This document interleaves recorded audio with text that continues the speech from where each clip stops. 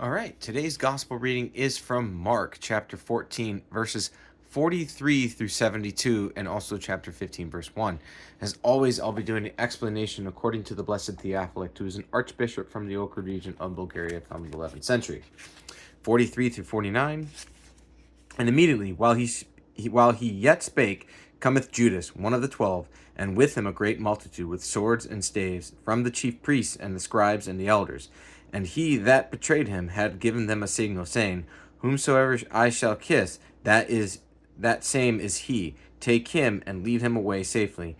And as soon as he was come, he goeth straightway to him and saith, Master, Master, and kissed him.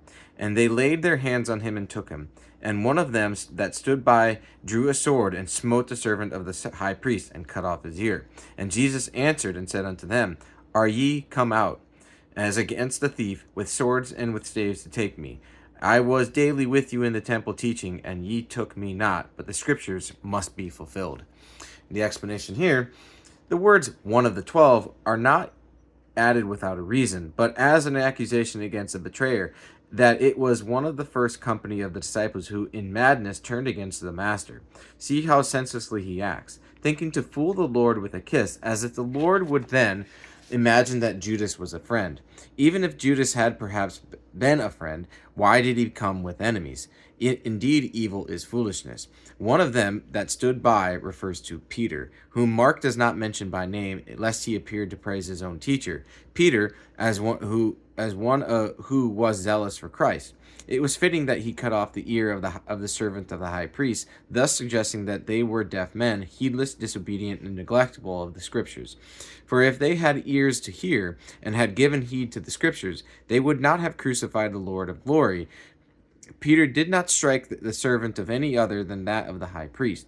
For the high priest, those servants of spite and self-love, were foremost among those who shut their ears to the scriptures. The Lord said to the multitude, Are ye come out as a thief, as against a thief? I was daily in the temple teaching. This reveals his divinity. While he was teaching in the temple, they were not able to seize him, although he was in their very hands. For it was not yet the time for his passion. But when he so desired, he then gave himself up to them, so that the writings of the prophets might be fulfilled. He was led as a sheep to the slaughter, as it says in Isaiah 53:7. Neither striving nor crying, see Isaiah 42:2, but of his own will following. 50 through 54. And they all forsook him and fled. And there followed him a certain young man, having a linen cloth cast about his naked body. And the young man laid hold on him, and he left the linen cloth and fled away from them naked. And they led Jesus away to the high priest, and with him were assembled all the chief priests and the elders and the scribes. And Peter followed him afar off, even into the palace of the high priest, and he sat with the servants and warmed himself at the fire. The explanation here. The disciples fled, for neither truth itself nor the prophets could lie. There followed him a certain young man. This young man was perhaps a member of that house where they had eaten the Pascha. Some say that this was James, the brother of God. This title of honor was given to James, a son of Joseph, and hence the stepbrother of the Lord, who became the first bishop of Jerusalem and one of the first martyrs, who was also called the Righteous. He always dressed in a single garment his whole life, and he was made bishop of Jerusalem by the apostles after the ascension of the Lord. This young man then left the linen cloth and fled. If the chief disciples fled, it is not strange that this young man fled as well. But Peter followed, showing more fervent love for the master. Although the law commanded that there be one high priest for life, at that time there were many, because the Romans each year sold the office for a sum of money. The chief priests are all those who had already finished their terms, appointed by the civil authorities, and had left the high priesthood. 55 through 61. And the chief priests and all the council sought for witness against Jesus to put him to death, and found none. For many bare false witness against him, but their witness agreed not together. And there arose certain and bare false witness against him, saying, We heard him say, I will destroy this temple that is made with hands, and within 3 days I will build another made without hands. But neither so did their witness agree together. And the high priest stood up in their midst and asked Jesus, saying, Answerest thou nothing? What is it which these witness against thee? But he was silent and answered nothing. The explanation here, these men who themselves stand condemned form a court of law in appearance only, pretending to first pass judgment on him before taking his life. How can this be a just court? Yet when such a witness as these are produced, who say nothing of any weight, and whose testimonies are all confused and contradictory. And even those who did appear to say something of substance speak lies. For the Lord did not say, I will destroy this temple, but destroy this temple. Neither did he say, made with hands, but simply this temple, as it says in John 2:19. The high priest stood up and questioned Jesus, wanting to draw him into making a defense so that they might incriminate him by his own words. But he is silent, knowing that they will pay no attention to his words, which is what Luke also says, that when the Lord was questioned, he answered, If I tell you, ye will not believe, and if I also ask you, ye will not answer me, as he says in Luke 22:67-68. And verses 61-65, again the high priest asked him, and said unto him, Art thou the Christ, the Son of the Blessed? And Jesus said, I am. And ye shall see the Son of Man sitting at the right hand of power, and coming in the clouds of heaven. Then the high priest rent his clothes, and saith, What need we any further witnesses? Ye have heard the blasphemy. What think ye? And they all condemned him to be guilty of death. And some began to spit on him, and to cover his face, and to buffet him, and to say unto him, Prophecy. And the servants did strike him with the palms of their hands. And the explanation here, the high priest asked another question, not in order to learn the answer and to believe, but so as to grasp some excuse to condemn him. To the question, Art thou the Christ? The high priest adds, the Son of the Blessed. For there were many Christs, that is, anointed ones, such as the kings and the high priests, but none of these was the Son of God, who is ever blessed and praised. Jesus said, I am. He knew they would not believe, yet he had to answer as he did, so that they would have no grounds on which to say later, if he had spoken clearly, we would have listened and believed. Therefore, it is to their greater condemnation that they heard him speak now, and yet they did not believe. Ye shall see me, he says, as the Son of Man, sitting at the right hand of power of the Father. For power here means the Father. At the second coming he will come in his body, so as to be seen and recognized by those who crucified him. The high priest here keeps a Judaic custom, for when the Jews saw something terrible and evil, they would tear their clothing. So here the high priest rent his clothes, as if the Lord had blasphemed and a great evil had taken place.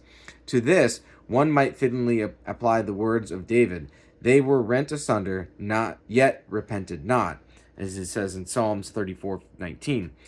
Unwittingly, the action of the high priest was also a sign that the high priesthood of the Jews was now rent asunder and abolished. Since Jesus had been condemned by the vote of all the chief priests, their servants covered his face and struck him, saying, Prophecy, who is it that struck you? Hearing this, what can we ourselves suffer to repay the master for what he suffered for us? These things are full of awe and dread. And verses 66-72.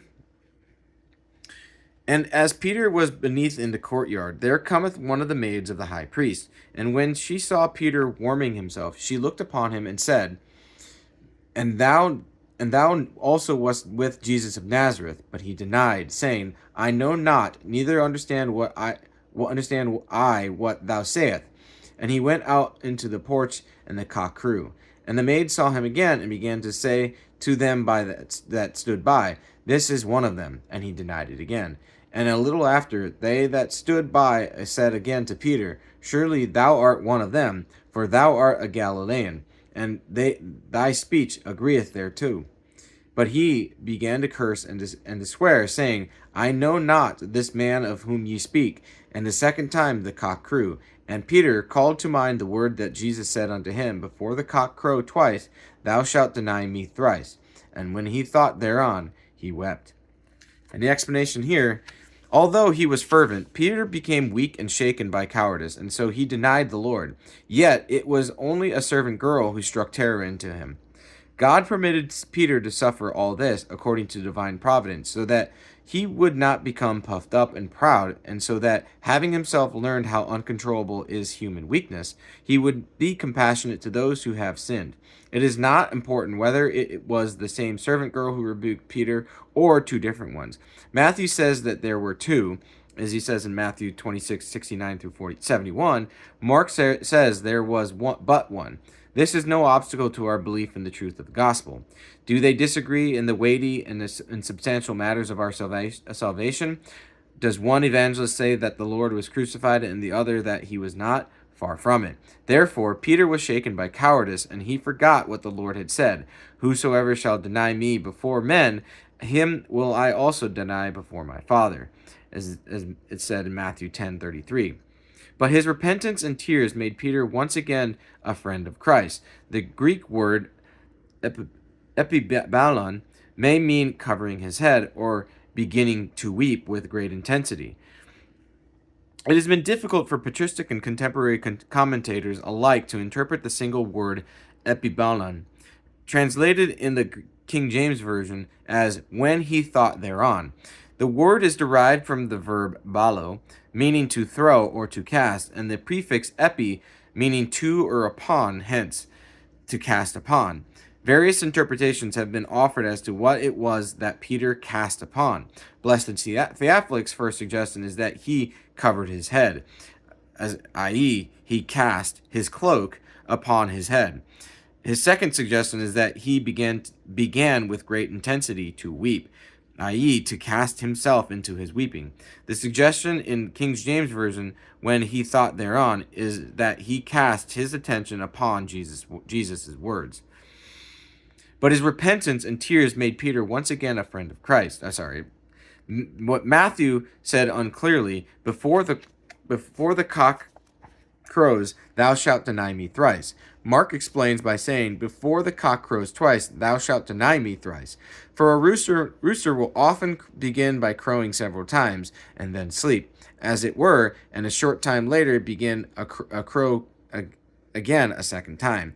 Therefore, what Matthew said was this: before the cock crows, that is, before the cock completes its round of morning crowing, thou shalt deny me thrice. Let the Novatians be put to shame, who refuse to accept back those who have sinned after their baptism and after taking the mysteries. The Novatian and his followers were excommunicated by a local council of bishops in Italy in 251 AD. This decision was confirmed by later councils. Behold, Peter, who partook of the spotless body and blood, and then denied the Lord, and was accepted back by his repentance. For this very reason, the failings of the saints have been recorded, so that we too, if we have sinned because of our neglectfulness, might follow their example and hasten to be restored through repentance. And chapter 15, verse 1, and straightway in the morning the chief priests held a consultation with the elders and scribes and a whole council, and bound Jesus, and carried him away, and delivered him to Pilate. The explanation there, the Jews delivered the Lord over to the Romans, but they themselves were to be delivered by the Lord into the hands of the Romans. And the scriptures were fulfilled, which say, woe to the transgressor.